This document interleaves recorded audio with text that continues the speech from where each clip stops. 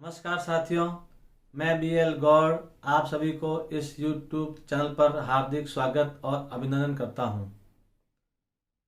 कैसे हो? मैं उम्मीद करता हूं आप और आपका परिवार स्वस्थ और प्रसन्न रहे। आज की कक्षा में अपन जिस विषय पर चर्चा करेंगे उसके बारे में संक्षिप्त थोड़ी जानकारी दे रहा हूं। मैं भाषा संस्कृत और हिंदी दोनों के बारे में आपको YouTube चैनल पर अध्यापन करवाऊंगा। उस अध्यापन के दो भाग होंगे। पहला भाग भाषा शिक्षण विधियाँ, भाषा के सिद्धांत, भाषा के उद्देश्य, भाषा की विशेषताएं, भाषाई कौशल, मूल्यांकन, अधिगम सामग्री, जो एक पार्ट होता है जो हर प्रतियोगिता परीक्षा में पूछा जाता है, चाहे CTET हो, रीट हो, द्वितीय श्रेणी, तृतीय श्रेणी, प्रथम श्रेणी, किसी भी प्रकार की परीक्षा में, या ये कह सकते हैं PRT, TGT, PGT, हर राज्यों में अलग अलग रूप में पूछी जाती है, लेकिन पाठ्यक्रम वही है, कोई बदलाव नहीं है। तो एक भाग आपका भाषा के संबंधित रहेगा, उस पर ज़्यादा फोकस प्रतियोगिता की तैयारी करने वाले विद्यार्थियों पर रहेगा। हिंदी और संस्कृत दोनों में ही आपको क्रमशः समय समय पर इनकी जानकारी उपलब्ध करवाएंगे। दूसरा भाग रहेगा व्याकरण के संबंधित, और वह व्याकरण जो हर प्रतियोगिताओं में और विद्यालय स्तर पर जो पढ़ने वाले विद्यार्थी है उनके लिए भी बहुत महत्वपूर्ण सिद्ध होगा। तो दो भागों में मैं नियमित रूप से प्रतिदिन 2 वीडियो इस मेरे YouTube चैनल पर, यानी BL गौड़ YouTube चैनल पर अपलोड करूंगा। आप नियमित रूप से देखते रहें। पहला भाग है वो प्रतियोगिता की तैयारी करने वाले विद्यार्थी ही देखें, उनके लिए काम की बात है। दूसरा भाग है व्याकरण का, वो प्रतियोगिता की तैयारी करने वाले वो तो देखेंगे ही, उनके लिए तो बहुत महत्वपूर्ण है। हर प्रकार की प्रतियोगिता में जो प्रश्न पूछे जाते हैं व्याकरण संबंधित, बहुत ही सरल और सटीक तरीके से आपके सामने रखूंगा। और विद्यालय में पढ़ने वाले बच्चे 6ठी क्लास से 12वीं क्लास तक के, विशेष तौर से बोर्ड क्लास है 10वीं और 12वीं, वो विशेष देखें। अभिभावकों से भी निवेदन रहेगा कि अपने बच्चों को जरूर ये वीडियो दिखाएं और व्याकरण की संबंधित जानकारी बच्चों तक पहुंचाएं। और मैं विश्वास के साथ तसल्ली से कहता हूं कि बच्चे संक्षिप्त रूप से व्याकरण जो पढ़ते हैं, रटते हैं, वो मैं आपका बिल्कुल तरीका बदल दूंगा। मैं सरल सटीक तरीके से 0 लेवल से, बिल्कुल माना कि आप एक कोरे कागज हो और उस हिसाब से मैं आपके एक लकीर खींचते हैं, वो लकीर आगे किस प्रकार से बढ़ती है। तो मेरे सामने चाहे किसी प्रकार की तैयारी करने वाले हो, संस्कृत में ग्रेजुएशन लेवल और PG लेवल तक संस्कृत विषय है, उनको छोड़कर जो विद्यार्थी CTET, रीट और बाकी अपने राज्यों में जो TET की परीक्षाएं दे रहे हैं, और 10वीं 12वीं के बोर्ड के बच्चे, उनके लिए बहुत महत्वपूर्ण होगा। क्योंकि इस कोविड-19 की वजह से आज ऐसी परिस्थिति बनी हुई है, अनलॉक की प्रक्रिया प्रारंभ हो चुकी है, बाकी सारी गतिविधियां निरंतर पहले जैसी चलने लगी है, लेकिन शिक्षा के क्षेत्र में विद्यालय आज भी बंद है। सबसे ज़्यादा प्रभावित हुआ है वो विद्यार्थी वर्ग है। उनके लिए मेरे मन में ये विचार आया कि क्यों ना एक अच्छा प्लेटफार्म बच्चों को दें, जिससे घर बैठे बच्चे निरंतर अभ्यास करते रहें और अपना अध्ययन जारी रखें। तो व्याकरण वाला जो वीडियो होगा वो आप अपने बच्चों को जरूर दिखाएं, और प्रतियोगिता की तैयारी करने वाले विद्यार्थी तो नियमित रूप से देखते ही है और देखते रहेंगे। अब मैं चर्चा करता हूं आज के विषय पर। आज का विषय रहेगा अपना भाषा के संबंधित, और भाषा में सबसे पहले भाषा लूंगा संस्कृत। विद्यार्थियों की मांग है कि सर संस्कृत अभी CTET, रीट और अपने अपने राज्यों में टेट की जो परीक्षाएं हो रही है उसमें संस्कृत से संबंधित विषय लेने पर जो विद्यार्थी है घबराते हैं और इसको कठिन मानते हैं, क्योंकि 10वीं के बाद आपने पढ़ी नहीं है तो आपको लगती है यदि आप इसको सिस्टम से क्रमशः सही तरीके से पढ़ते हैं तो कम समय के अंदर बहुत अच्छा कर सकते हैं। ये मैं आपको विश्वास के साथ कहता हूँ। और आप पूरा व्याकरण का और भाषा का अध्यापन कार्य पूर्ण होने के बाद आप एक एक वीडियो देखोगे तब आपको खुद को अनुभव हो जाएगा, क्योंकि ऑफलाइन की सीमाएं होती है और ऑनलाइन की अपनी अपनी सीमाएं होती है। ऑफलाइन तक जहाँ पे जो शिक्षक पढ़ाता है वो वहाँ तक ही सीमित रहता है। ऑनलाइन में अपना क्षेत्र व्यापक विस्तार हो जाता है। तो मैं पहले मेरे बाड़मेर और बालोद तक ही सीमित था। 98 से 2015 तक नियमित रूप से विद्यालय शिक्षा और प्रतियोगिता की परीक्षाओं के लिए बच्चों को तैयारी करवाता था। लेकिन 2016 के बाद मैं दिल्ली शिफ्ट हो गया। उसके बाद मेरे बालोतरा बाड़मेर के विद्यार्थियों के लिए मुसीबत खड़ी होगी व्याकरण की। ग्रीष्मकालीन अवकाश में या जब जब अवकाश मिलता था तब जाके उसे मुखातिब होता और व्याकरण पढ़ाता था। अब स्थिति ऐसी बन गई है इस कोरोना की वजह से, तो समय अवसर में बदलने का या इस मुसीबत को अवसर में बदलने का हमको मौका दिया है।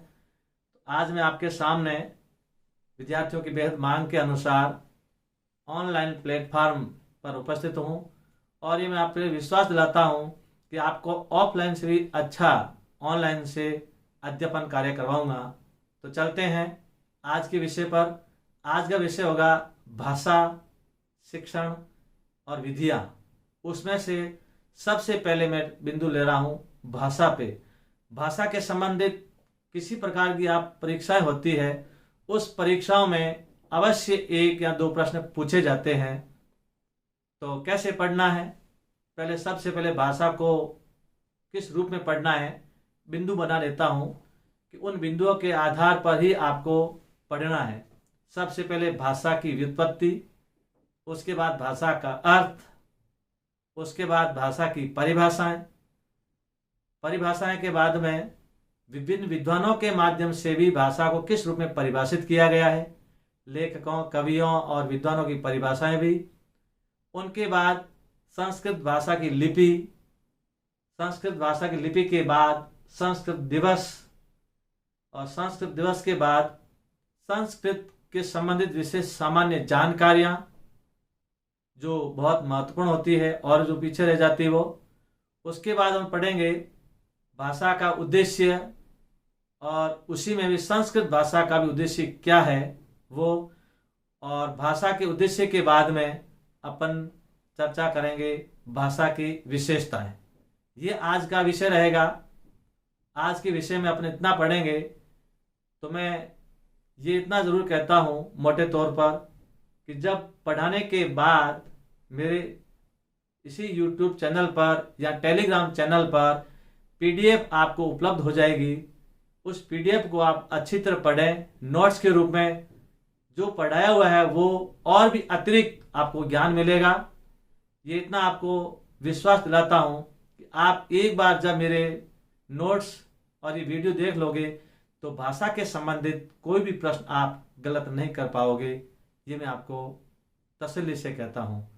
तो मैं पहले आता हूँ, पहला बिंदु भाषा शब्द की व्युत्पत्ति एवं अर्थ।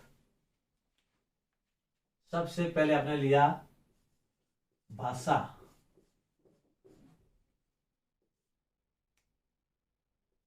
भाषा की व्युत्पत्ति।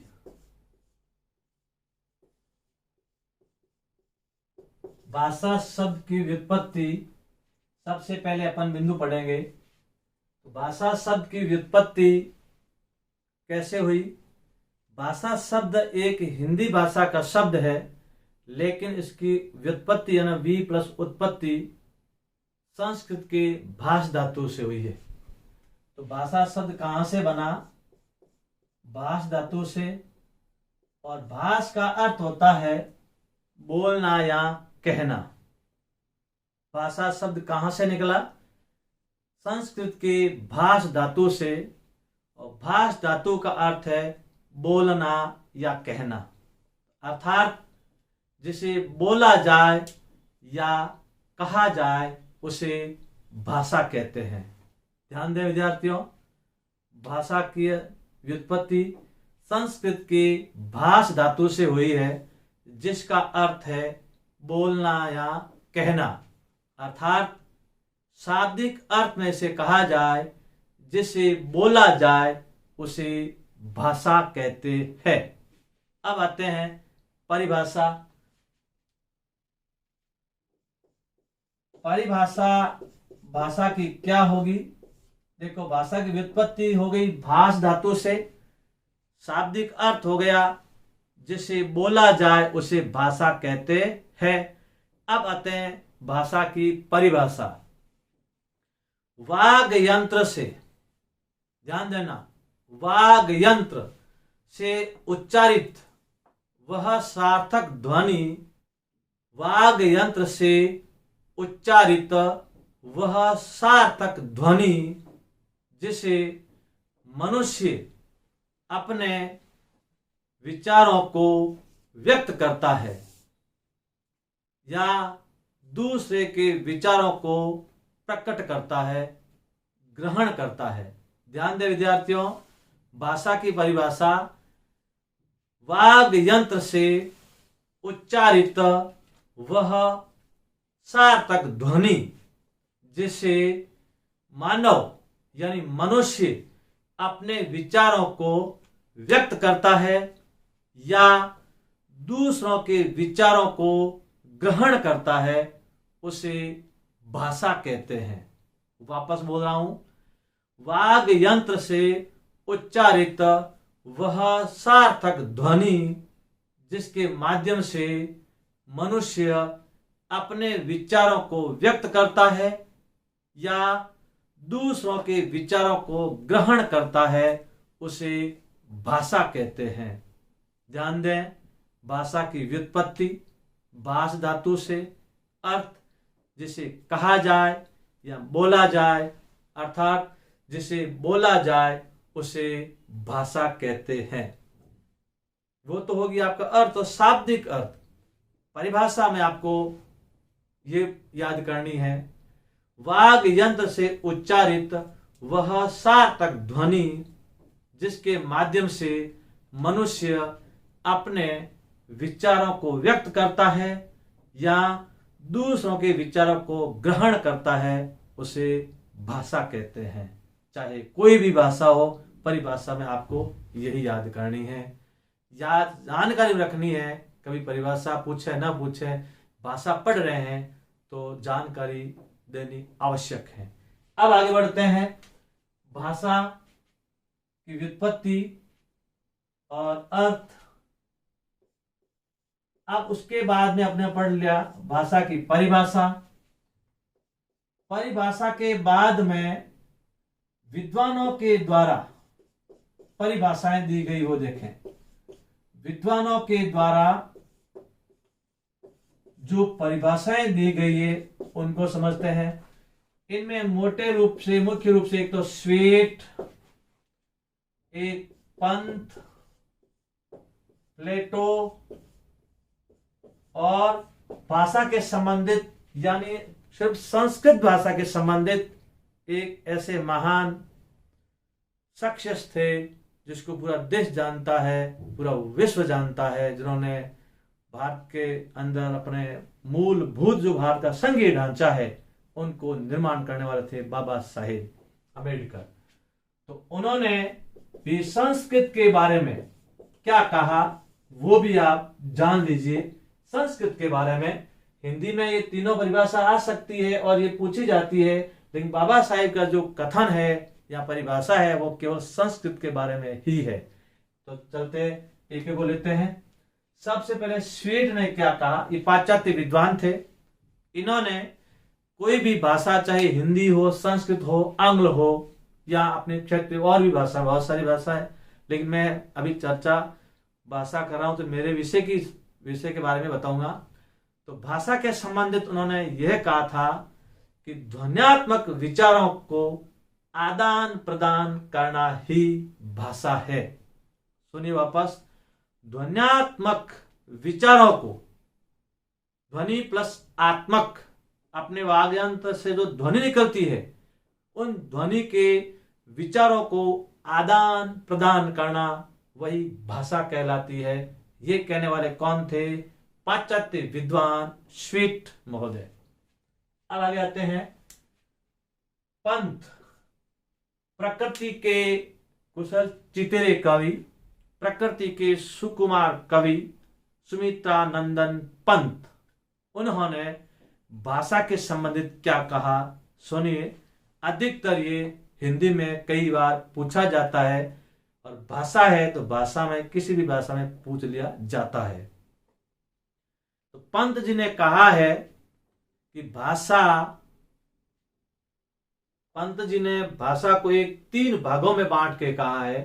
ध्यान देना, 3 भागों में कहने का अर्थ ये हुआ, भाषा नाद में तंत्र, ध्यान देना, नाद में तंत्र, ध्वन्यात्मक स्वरूप और हृदय की झंकार है। ध्यान देना, 3 बातों में ध्यान दिया है। पहली बात उन्होंने ये कहा था कि भाषा नाद में तंत्र, दूसरा उन्होंने जोर दिया था जो ध्वन्यात्मक स्वरूप है, और तीसरी बात बताई थी हृदय की झंकार। इनके विचारों का आदान प्रदान होना भाषा कहलाती है। अब पूरा बोल रहा हूं। पंत जी ने भाषा के संबंधित क्या कहा था? भाषा वह है, ध्यान देना, पंत जी की भाषा बहुत ही महत्वपूर्ण है। तो उन्होंने कहा था कि भाषा नाद में तंत्र, हृदय की झंकार और ध्वन्यात्मक स्वरूप का आदान प्रदान करना ही भाषा कहलाता है। ये अपने पंत जी ने कहा था। अब प्लेटो की बात करते हैं। तो प्लेटो ने भी भाषा को किस रूप में परिभाषित किया है? भाषा ध्वन्यात्मक आत्मा की मूल है। ध्यान देना, भाषा ध्वन्यात्मक आत्मा की मूल है जो आध्यात्मिक बातचीत है। ध्यान देना, ध्वन्यात्मक आत्मा की मूल है जो आध्यात्मिक बातचीत है। ऐसे विचारों का आदान प्रदान करना ही भाषा कहलाती है। ये भाषा की परिभाषा देने वाले थे प्लेटो, जो पाश्चात्य विद्वान थे। अब बात करते हैं संस्कृत की भाषा के बारे में। बाबा साहेब ने क्या कहा था? तो उन्होंने बहुत एक सटीक बात बताई थी और वो खुलकर संस्कृत का समर्थन करते थे। उन्होंने कहा था यदि देश को भाषाई एकता के सूत्र में यदि बांधना है तो वो केवल एक ही इकलौती भाषा हो सकती है, और वो भाषा कौन सी है? संस्कृत। ध्यान देना अच्छी तरह से। उन्होंने जोर देके कहा था कि यदि देश को भाषाई सूत्र में बांधना है तो एक इकलौती भाषा संस्कृत ही है। इसलिए हमारे देश की आधिकारिक भाषा यानी राजभाषा संस्कृत होनी चाहिए। ये जोर देके कहा था बाबा साहेब ने संस्कृत के बारे में। ध्यान देना बंधुओं, बहुत अच्छा कथन है। तो ये परिभाषाएं हो गई। पहले व्युत्पत्ति पढ़ी, अर्थ पढ़ा, परिभाषा पढ़ी, और विभिन्न लेखकों के द्वारा, विद्वानों के द्वारा परिभाषित किए गए वो पढ़े। अब अपन को आना है संस्कृत भाषा की लिपि के बारे में।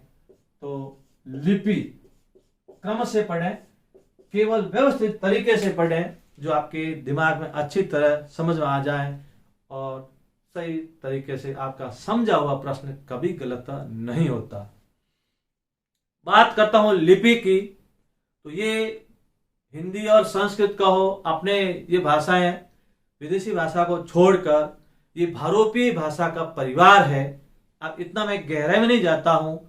यदि भाषा ज्ञान के संबंधित कोई प्रथम श्रेणी का या उच्च लेवल का एग्जाम है असिस्टेंट प्रोफेसर का, तो उस मान लो उसी समय आपको भाषा की गहराई में जाना पड़ता है। अब इतनी सामान्य जानकारी रूप में बता रहा हूं। भाषा विज्ञान के ऊपर एक वीडियो आएगा, उसमें आपको बहुत गहरी जानकारी मिलेगी। अभी जो बढ़ा रहा हूं वो सामान्य रूप से परिचय करवा रहा हूं।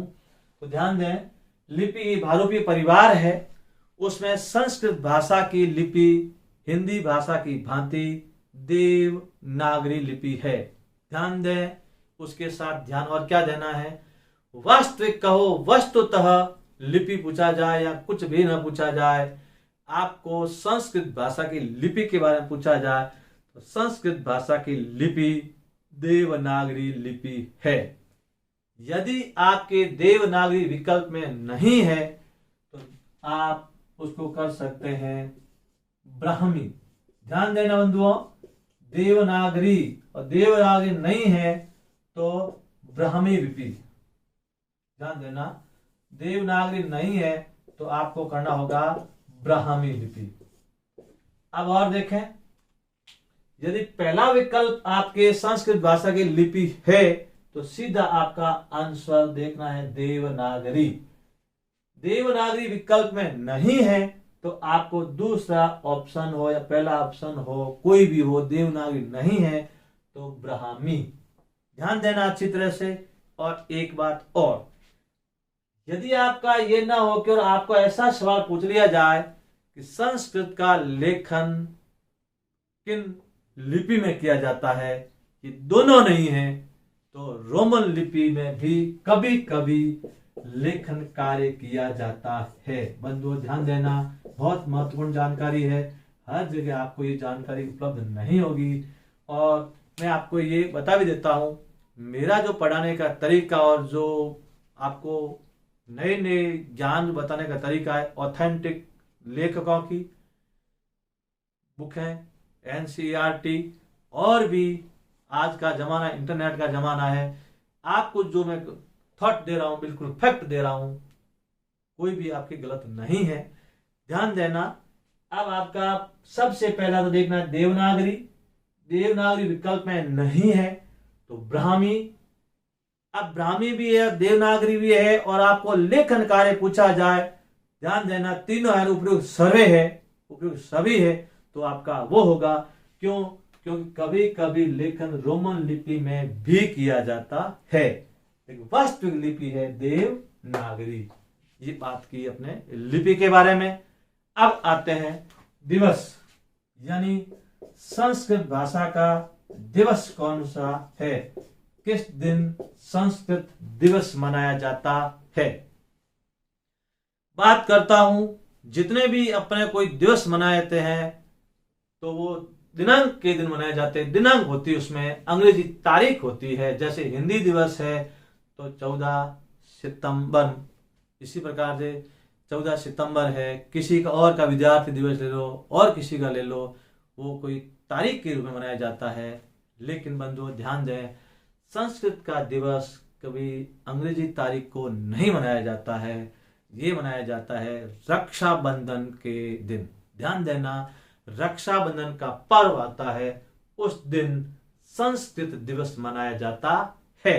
और संस्कृत दिवस रक्षाबंधन को, रक्षाबंधन कब आता है, श्रावण मास की पूर्णिमा तिथि को। ध्यान देना, कभी कभी ऑप्शन में आपका आ जाए रक्षाबंधन आए तो रक्षाबंधन, रक्षाबंधन न आए तो तिथि पूछी जाती है, और वो तिथि है श्रावण मास की पूर्णिमा। ध्यान देना, यदि आपके अगल बगल में, आपके आस पड़ोस में, मोहल्ले में संस्कृत विद्यालय है तो ध्यान देना, रक्षाबंधन के दिन उस विद्यालय के नन्हे मुन्ने बालक बालिकाओं द्वारा अपने आचार्य के साथ हाथ में तख्तियां लिए हुए, स्लोगन लिखे हुए, जय घोष करते हुए, उद्घोष करते हुए गली में या आगे चौराहे पे जोर शोर से संस्कृत का प्रचार और प्रसार करते हुए मिलेंगे। वही एक संस्कृत का माध्यम है आज प्रचार करने का। बाकी आपको पता है केवल संस्कृत परीक्षा तक ही सीमित रह गई है, क्यों ये एक पुरानी भाषा, बताऊंगा इसके आगे सामान्य जानकारी के रूप में भी। तो ध्यान देना, संस्कृत दिवस रक्षाबंधन को मनाया जाता है। कब मनाया जाता है? रक्षाबंधन। ध्यान देना, रक्षाबंधन के दिन। बात करता हूं दिवस की, यहां श्रावण मास की पूर्णिमा तिथि, पूर्णिमा तिथि, ध्यान देना अच्छी तरह से, श्रावण मास की पूर्णिमा तिथि याद रह जाएगा बंधुओं। सबसे पहले बता देता हूं, ध्यान देना, पूर्णिमा तिथि आए तो पूर्णिमा तिथि, पूर्णिमा तिथि नहीं आए तो आपको देखना है रक्षाबंधन, और रक्षाबंधन मनाया जाता है श्रावण मास की पूर्णिमा को। चलिए वापस, पहले पढ़ा गया भाषा की व्युत्पत्ति कैसे हुई, भाष धातु से, उसके बाद भाषा का बड़ा अर्थ, भाष का अर्थ है कहना या बोलना, अर्थात जिसे बोला जाए उसे भाषा कहते हैं। उसके बाद पढ़ी परिभाषा, वाग यंत्र से उच्चारित वह सार्थक ध्वनि, वाग यंत्र से उच्चारित वह सार्थक ध्वनि जिसके माध्यम से मनुष्य अपने विचारों को व्यक्त करता है या दूसरे के विचारों को ग्रहण करता है, उसे भाषा कहते हैं। उसके बाद अपन आए थे, विभिन्न विद्वानों के द्वारा परिभाषाएं दी गई, और उन विद्वानों में अपने पढ़ा स्वीट, पंत, प्लेटो और बाबा साहेब अम्बेडकर। तो स्वीट महोदय ने तो कहा था भाषा ध्वन्यात्मक विचारों का आदान प्रदान है। पंत जी ने कहा था भाषा मनुष्य के नाद में तंत्र, ध्यान देना, नाद में तंत्र और ध्वन्यात्मक स्वरूप व हृदय की झंकार है, जिसके माध्यम से मनुष्य अपने विचारों का आदान प्रदान करता है, उसे भाषा कहते हैं। अम्बेडकर साहब ने कहा, ध्यान देना, अम्बेडकर साहब ने, बाबा साहेब ने केवल संस्कृत के बारे में ही कहा था, यदि देश को भाषाई सूत्र में बांधना है तो एक इकलौती भाषा हो सकती है, वो है संस्कृत। इसलिए हमारे देश की आधिकारिक भाषा संस्कृत ही होनी चाहिए, जोर देके कहा था, लेकिन उसको स्वीकार नहीं किया गया था। बार बार उन्होंने संस्कृत का समर्थन भी किया गया था, लेकिन अभी अपनी राजभाषा है हिंदी, वो हिंदी में चर्चा करेंगे बहुत गहराई से इसका। अब आते हैं प्लेटो ने भी यही कहा था कि भाषा ध्वन्यात्मक, ध्यान देना, ध्वन्यात्मक भाषा ध्वन्यात्मक आत्मा है या मूल है, या ये भी कह सकते हैं भाषा आत्मा की मूल है, जो ध्वन्यात्मक आध्यात्मिकता की बातचीत है। ध्यान देना अच्छी तरह से, आध्यात्मिक और ध्वन्यात्मक याद नहीं रहे तो आत्मा की मूल और आध्यात्मिक, ध्यान देना, बातचीत, दो बात याद कर लेना, जो ध्वन्यात्मक प्लेटो का भी है और ध्वन्यात्मक स्वीट का भी है। लेकिन आपको दोनों पूछी जाए तो स्वीट का केवल ध्वन्यात्मक शब्द एक बार ही है, ध्वन्यात्मक आपका पंत में भी है, लेकिन वो ध्वन्यात्मक स्वरूप है, और इनके प्लेटो के आधार पर ध्यान देना ध्वन्यात्मक आत्मा के रूप में है और आध्यात्मिक के रूप में पूछा गया है, तो आपको ऑप्शन प्लेटो करना आए तो ध्यान देना। तो अब देखिए, भाषा ध्वन्यात्मक आत्मा की मूल है, जो आध्यात्मिक बातचीत है, जिसके माध्यम से मनुष्य अपने विचारों को ओष्ठों पे लाकर, ये भी कहा था होठों पे लाकर के, ओष्ठों पे लाकर आदान प्रदान करता है, वो भाषा है। ये भाषा अपनी होगी विद्वानों के द्वारा। उसके बाद हम पढ़ा लिपि के बारे में, तो लिपि है देवनागरी। प्रथम, ध्यान देना, प्रथम कुछ भी पूछे देवनागरी, देवनागरी विकल्प में नहीं है तो ब्राह्मी, वो ब्राह्मी नहीं है तो रोमन लिपि भी होती है, लेकिन रोमन लिपि में कभी कभी काम होता है, इसलिए ज्यादा इसको मत तो नहीं देना है। सबसे पहले विकल्प देवनागरी को ही करना है, ये नहीं है तो ब्राह्मी। अब बात करता हूं दिवस की। बता चुका हूं संस्कृत का दिवस रक्षाबंधन के दिन मनाया जाता है, और रक्षाबंधन श्रावण मास की पूर्णिमा को आता है, तो श्रावण मास की पूर्णिमा की जगह आएगा श्रावण मास की पूर्णिमा तिथि, या आएगा रक्षाबंधन, दोनों में एक आएगा बंधुओं, आप ध्यान दें। अब आते हैं अपन इनके बारे में सामान्य जानकारी रूप में, संस्कृत के सामान्य और जानकारी कौन कौन सी है उसके बारे में चर्चा करते हैं। तो बंधुओं ध्यान देना, तरीका होता है एक पढ़ने का कि आप जो टॉपिक पढ़ रहे हो और आज की तारीख में ध्यान देना और तैयारी आपकी होनी जरूरी है। केवल किताबी ज्ञान, रटा हुआ ज्ञान सार्थक नहीं है। और यहाँ आपको प्लेटफॉर्म पे बहुत अच्छी तरह व्यवस्थित आपको जानकारी मिलेगी। अब आते हैं अन्य सामान्य जानकारियां, सामान्य जानकारी। अब सामान्य जानकारी में क्या पढ़ना है, ध्यान देना। सामान्य जानकारी में छोटी मोटी बातें हैं। देखिए, सबसे पहली जानकारी बहुत महत्वपूर्ण है कि संस्कृत भाषा क्या है। तो यहाँ भाषा है, वो भाषा संस्कृत कैसी है, संश्लेषणात्मक। ध्यान देना, कौन सी भाषा है, संश्लेषणात्मक। ध्यान देना वापस, भाषा कौन सी है, संश्लेषणात्मक। अब यहां आपके देखना है कि शब्द क्या लिखा है। संस्कृत भाषा क्या है, संश्लेषणात्मक। कई बार पूछा गया है, सी टेट, आर टेट कहो, रीट कहो, या फिर संस्कृत की द्वितीय श्रेणी, तृतीय श्रेणी, प्रथम श्रेणी, उच्च लेवल पे नेट जेआरएफ में भी ध्यान देना, ये आपका प्रश्न कई बार पूछा गया है। तो संस्कृत भाषा कौन सी है, संश्लेषणात्मक या संयोगात्मक।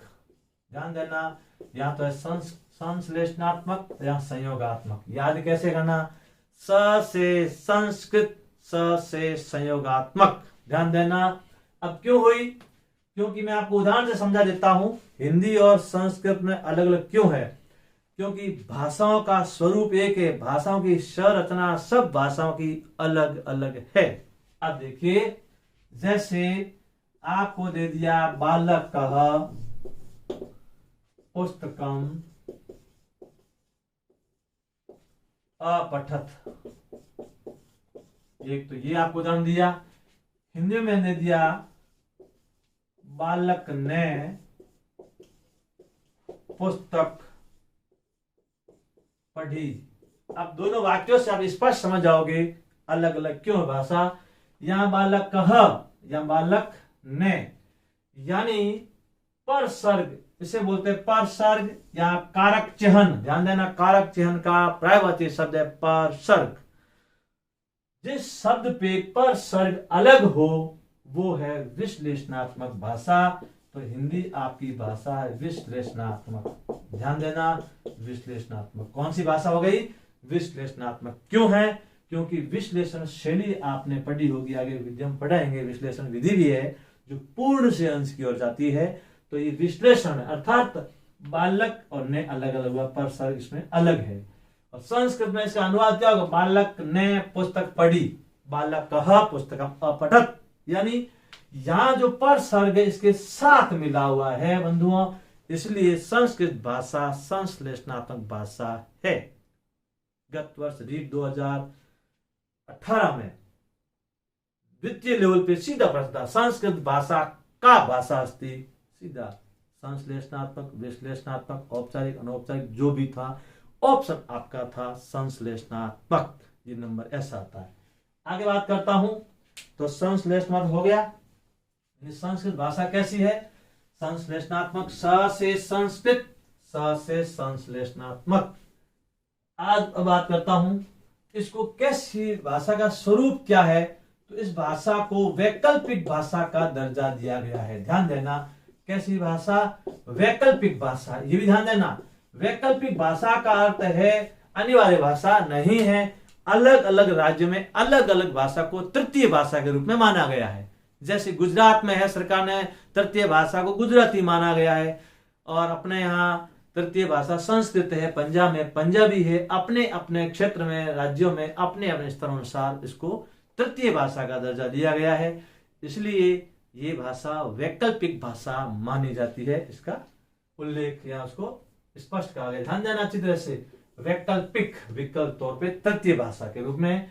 उसके बाद भाषा के संबंधित एक और जानकारी है, इसको सांस्कृतिक भाषा भी कही गई है। संस्कृत भाषा को कैसी भाषा कही गई है, सांस्कृतिक भाषा। यानी उद्देश्य में आएगा संस्कृति के ज्ञान को एक पीढ़ी से दूसरी पीढ़ी में स्थानांतरण करना। ध्यान देना बंधुओं, इसीलिए इसको सांस्कृतिक भाषा भी कहा गया है।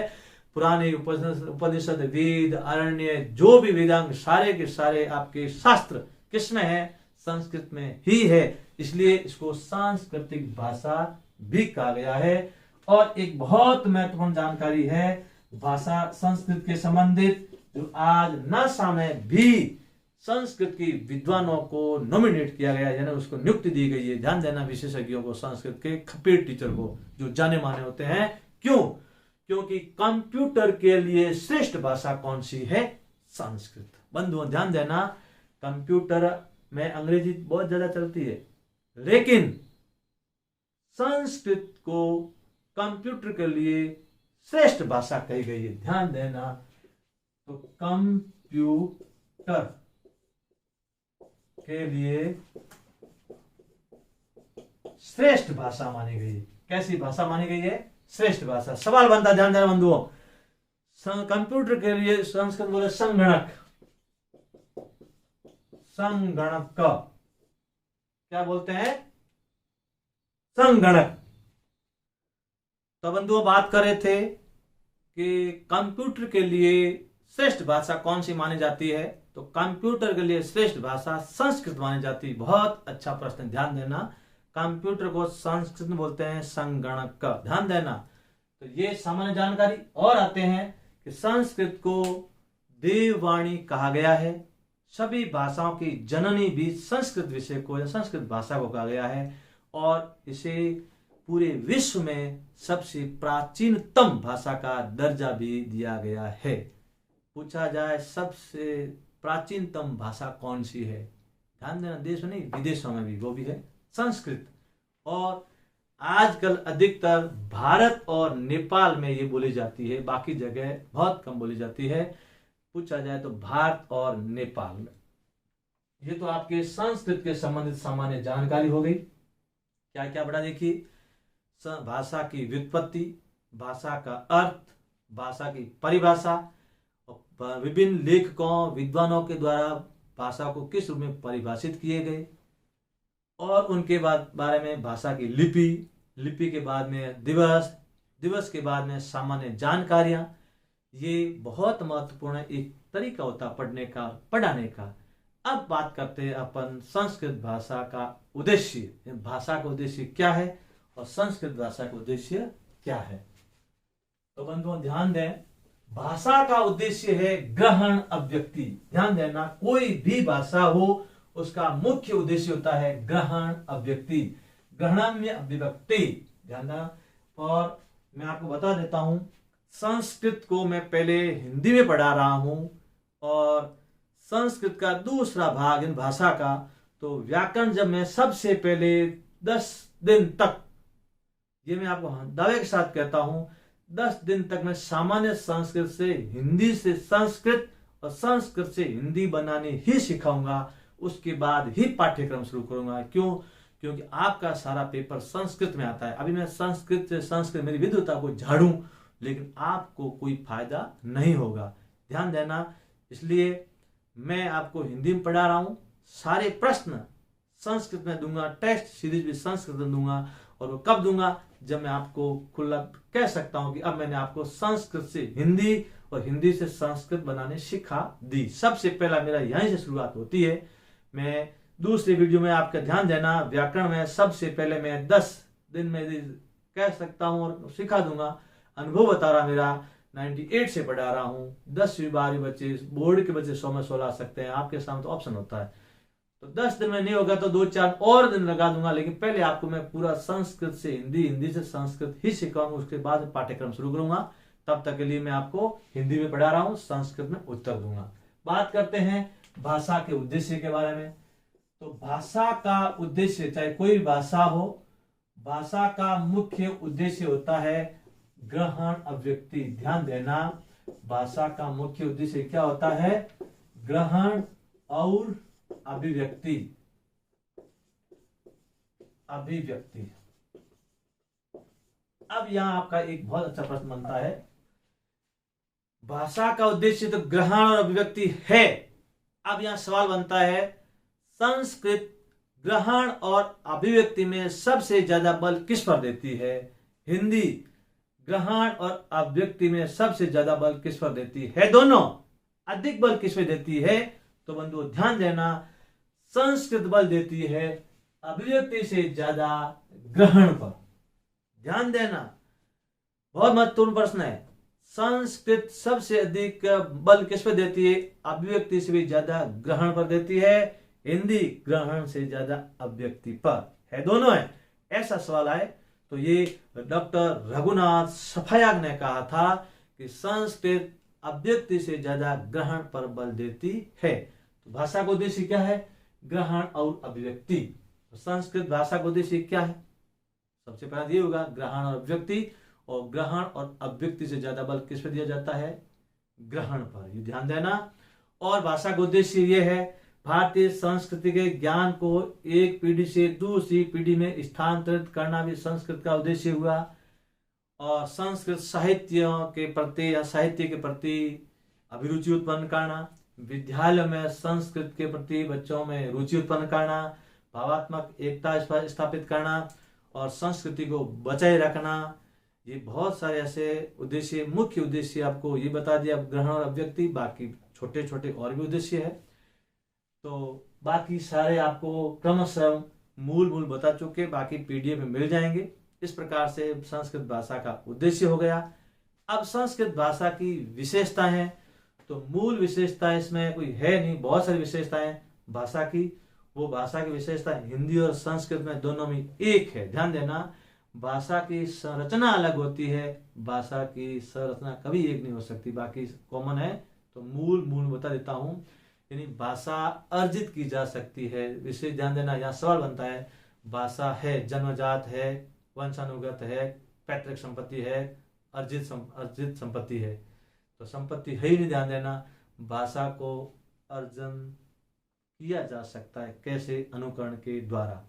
कभी भी वंशानुगत नहीं है, पैतृक नहीं है, जन्मजात नहीं है। भाषा अर्जित की जाती है, भाषा परिवर्तनशील है, भाषा की संरचना, सब भाषाओं की संरचना अलग है, भाषा की भौगोलिक एकता है, भाषा की सामाजिक, भौगोलिक और व्यावहारिक एकता बनाने में सहायक है। भाषा देश की अखंडता को बनाए रखने में, एकता और अखंडता बनाने में सहायक है। भाषा को विविध रूपों में बांटा गया है, भाषा परिवर्तनशील है। इस प्रकार से भाषा की विशेषताएं मोटी रूप से यही है। मैं आपको देना है, भाषा वंशानुगत नहीं है, एक तो ये ध्यान देना। दूसरी, भाषा जन्मजात नहीं होती है, भाषा पैतृक संपदा नहीं है, भाषा को अर्जित किया जाता है। तो अब मोटे रूप में आपने सारी बातें पढ़ ली। संक्षिप्त रूप में आपको विस्तार के रूप में और पीडीएफ मिल जाएगी।